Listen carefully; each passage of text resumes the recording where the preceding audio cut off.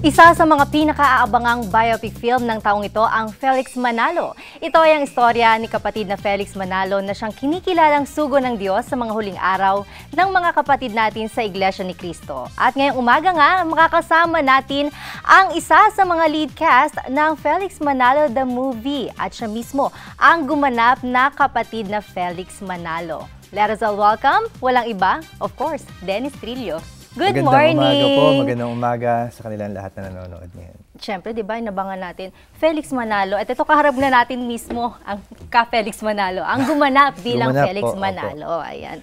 So, bago ang lahat, kamusta ka? Mabuti naman po. Medyo busy lang sa taping, tsaka sa promo at dubbing po ng pelikula. So ongoing pa rin yung preparation for this movie talaga. Opo, opo. Pero bago talaga tong movie na to, meron ka na idea about the church? Meron po, may mga kaibigan po ako na mga kapatid. Tapos, yung pangalang Felix Manalo, matunog mo siya sa akin. Talagang, bata pa lang ako, naririnig ko na siya, nakikita ko siya sa pangalan ng street sa San Juan. Tapos, alam ko na importante siyang tao nung bata pa lang ako. Kasi lagi ko narinig yung pangalan niya, nakikita ko kung saan-saan. Pero yung napili ka as magpo-portray ng role as ka Felix, anong naramdaman mo? Nung sinabi talaga sa'yo, Dennis ikaw ang gaganap bilang Felix Manalo. Nung una po, medyo nagulat ako, hindi ako makapaniwala dahil naisip ko, bakit kaya akong pinili, di ba? Kasi hindi naman ako kasapi. Tapos naisip ko baka mas gugustuhin nila na kapatid yung kunin, gano'n. Tapos unti-unti na-realize ko, wow, parang ang swerte ko pala. Unti-unti na-realize ko na medyo matagal nag-sink in sa akin, pero kada araw nare-realize ko na ang swerte ko na napasali ako sa pelikula at ako yung gaganap mismo na kapatid na Felix Manalo. Talagang kasi nung inihahanda talaga itong movie na to, ang dami ang choices para talaga mag-fit dun sa character, hindi ba? And we have, I think, Albert Martinez, di ba? So marami talaga. Po, kaya nga po natuwa ako dahil ito talaga. Oo kumbaga, ito yung role of a lifetime. Parang hindi ka na ulit makakatanggap ng ganitong offer ulit sa tanang buhay mo or sa tanang career mo. Kaya napakaswerte lang talaga at napunta po yung proyekto. Kasi naman, di ba, syempre nasubaybayan natin ang career ni Dennis. Ang dami mo nang ginanapan na iba't ibang role, iba't ibang character, di ba? Iba't ibang parangal na rin yung natanggap mo from your career talaga. Nagsimula ka sa showbiz, di ba? Talaga ito siguro para sa'yo, big break for you. Oo nga po naisip ko na gano'n, baka para sa akin yan talaga. Kaya pagka talagang para sa'yo, talagang para sa'yo. Pero paano yung paghahanda mo naman para dito sa pelikula? Yung paghahanda po nung una, basic lang po, nung nalaman ko na ako yung gaganap na kapatid na Felix Manalo, nag-search po agad ako, nag-google ako, tinignan ko, ano ba yung itsura ni Ka Felix? Ano ba yung itsura niya? Tinignan ko kung may mga videos pa na-upload, pero wala na pala, puro mga audio recordings na. So pinapakinggan ko yun araw-araw para at least ma-visualize ko kung anong klaseng tao ba siya. Kasi syempre, biopic to so dapat maging faithful ka dun sa character na gagampanan mo dahil totoong tao yung pinagbabasihan. At alam kong konti na lang yung mga nabubuhay na inabutan si Ka Felix, pero meron pa rin. So kailangan maging dedicated talaga at wala silang masasabi kapag nakita nila na, uy, siya yung gumanap tapos ganito yung ginawa niya. Pero ano yung pinaka-challenging part dun sa movie for you? Siguro po yung dahil originally, hindi po ako lang po yung gaganap na Ka Felix mula teen hanggang mga 30s. Tapos magpapatuloy po si Direk Albert Martinez sa pagtanda. Siya po. So nangyari, may mga hindi nasahang pangyayari kaya hindi po niya kayang ipagpatuloy. So nag-decide po sila na ako na lang po yung gaganap hanggang sa pagtanda. So mahirap po para sa akin na gumanap na matanda kasi kasi iba-ibang level po yung pagtanda. Hindi pwedeng basta matanda ka na lang bigla. Kailangan syempre yung pananalita mo, yung boses mo, yung itsura mo, kailangan patandain. So, ganun po, nilagyan din ako ng mga prosthetics. So, yun po siguro yung isa sa mga mahihirap na parte doon. At saka talaga, kung maobserbahan natin, talagang star-studded ang pelikulang ito, hindi ba? Opo, parang na-imagine mo ba yun. na ganito talaga kalaki yung gagampanan mong role o ganito kalaking pelikula itong hahawakan mo? Unti-unti po na-realize ko siya habang nag-shooting na kami. Sabi ko, aba, may panibagong artista na naman mga kasama. Tapos ang daming tent na punong-puno ng mga iba't ibang artista na galing sa iba't ibang networks. Yung iba, mga veterano, iba, mga bata. Nakakatuwa na napasali ako dito sa napakalaking proyekto na ito talaga. So ngayon, anong masasabi mo na in a way nagpabago ng buhay mo? Siyempre, di ba, habang ginagawa mong pelikula, iba't ibang lessons din. In a way, yung natutunan mo. Po. Marami talaga. Kasi yung script niya mismo parang, ano na siya doctrinal siya So, para rin ako nag-aaral. Marami ako natututunan pag binabasa ko yung mga script. Mahaba yung lines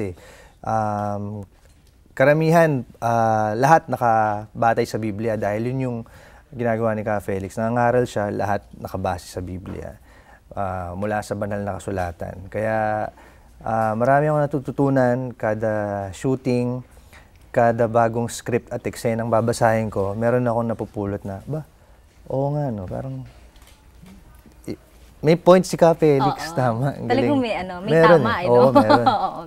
So ito, pero halimbawa, syempre nagte-texto ka, di ba? So hindi ka naman part ng INC. Ayun. Ito, inaral mo talaga yung kung paano mag-texto. Isang mahirap na parte rin po yun nung pagganap bilang Ka Felix. Dahil syempre, si Ka Felix siya yung basihan ng mga ministro ngayon So, dapat matutunan mo yung alam mo mismo yung sinasabi mo. And para mangyari yun, kailangan pag-aralan mo at maintindihan mo para pag nag-eksena ka, nagte-texto ka, maintindihan din ng mga nakikinig.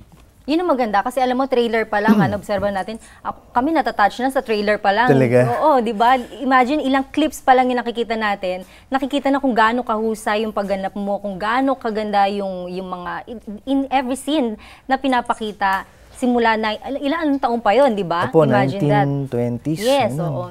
Pinakita talaga doon. Oo nga po. Parang hindi ko alam kung sang area sinut. Oo nga po, kung saan-saan rin po kami nag-shooting. At syempre po, dahil yun nga po, malaking proyekto to. Pinagsama-sama dito yung pinakamagagaling sa business, sa behind the camera, yung director, cinematographer, scriptwriter, at lahat-lahat na kaya po ganun siguro yung kinalabasan ng... Pero ito yung first time na gumawa ka ng isang biopic film. Opo, ito po yung kauna-unahan. So anong difference? Parang compare dun sa mga previous mong nagawang mga movies?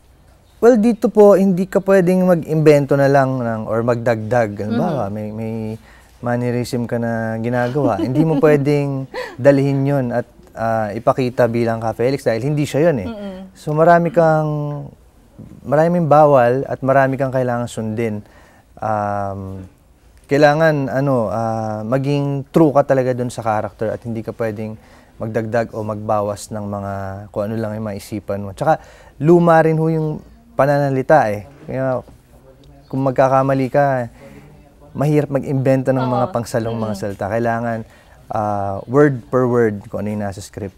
So parang ang bigat parang ini-imagine ko lang na, imagine nagsisimula ka nung bata pa lang si Ka Felix hanggang sa pagtanda niya. Sabi mo nga pati boses, 'di ba, yung pati yung bawat action niya, dapat may portray mo ng mahusay. Ayun nga po, 'di ba? Kasi katotoo 'yon na yung mga ibang kaanib sa Iglesia ni Cristo, hindi na nakita na abutan ng Ka Felix. So in this movie talaga, may imagine lang kung gaano kahirap yung pagsisimula ng Iglesia ni Cristo. Yes, opo, makikita nila kung gaano kahirap yung pinagdaanan ni Ka Felix, tsaka kung paano niya pinaniwalaan and pinalaganap yung pinaniniwalaan niyang yun at hanggang sa lumaki at kumalat at naging ganito na yung iglesia ngayon. Kamusta yung working relationship naman with the other staff, of course the director Joel Lamangan? Opo, diba? yun po.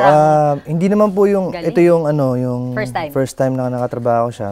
Marami na rin po kaming napagsamahan pelikula, pero masasabi ko po na napakasarap para sa artista na makatrabaho yung the best in the business.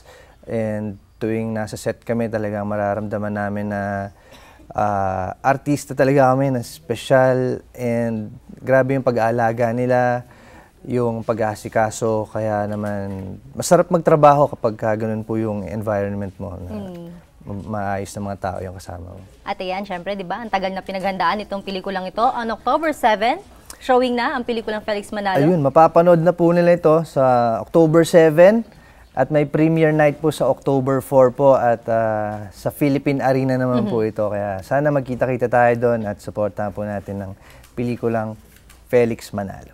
Any more messages naman, of course, sa kapatiran ng mga Iglesia ni Cristo? Ayun, dito po sa pelikulang to, importanteng mapanood ninyo, makikilala ninyo yung napaka-importanting tao sa likod ng iglesia.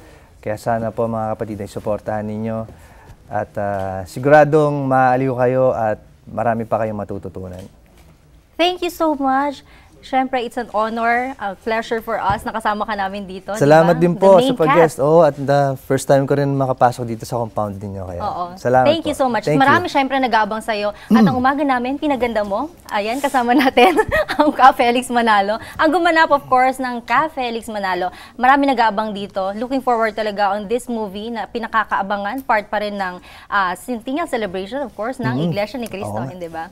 Tama. Ayan. Thank you so Salamat much. din po, ma'am. Thank you very much. Ayan, mga kapambansang almusal. Sabay-sabay nating panoorin, of course, on October 7, ang isa sa mga pinagmamalaking biopic film ng taon, ang pelikulang Felix Manalo. Manatili nakatutok dahil magbabalik pa rin ang Palagyan Yung Kasalo sa inyong agahan, Pambansang Almusal.